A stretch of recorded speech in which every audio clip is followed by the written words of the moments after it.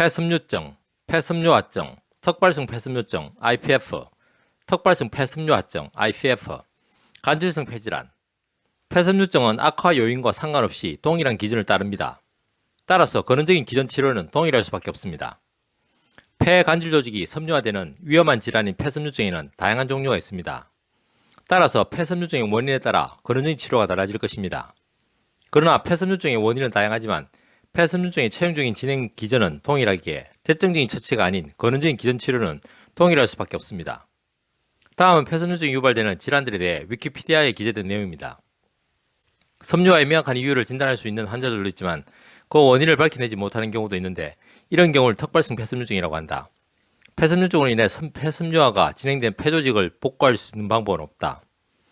2차 합병증으로 폐섬유증을 유발할 수 있는 질병 및 상태는 다음과 같다.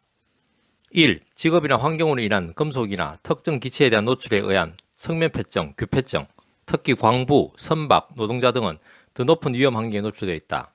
2. 과민성 폐렴, 대부분의 세균, 곰팡이 또는 동물성 제품으로 오염된 먼지 흡입. 3. 흡연으로 인한 섬유증 유발 가능성 증가와 병세 악화. 4. 류마티스 관절염, 강직 척추염, SLE, 경피증과 같은 일부 전형적인 결합 조직 질환. 5. 육종증 및 다발 혈관염을 동반한 육종과 같은 결합 조직 질환. 6. 코비드19를 포함한 감염. 7.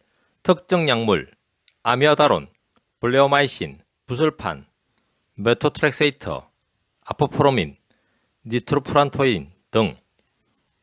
8. 가슴의 방사선 치료. 원인 불명의 폐섬유증인 턱발성 폐섬유증 이외에 섬유화를 일으킬 수 있는 질환들에 대해서 간략하게 잘 정리가 되어 있습니다. 물론 이외에도 알려지지 않은 또 다른 원인들에 의해서도 폐섬유화는 진행될 수 있을 것입니다. 이렇게 폐섬유증은 다양한 원인 질환에 따른 분류로 이해될 수 있습니다만 폐섬유증의 궁극적인 기전은 동일하기에 근원적 기전 치료로 도와드릴 수 있습니다. 한의학은 과학입니다. 한의학은 철학입니다. 건강은 균형입니다. 동양 한의원은 균형입니다.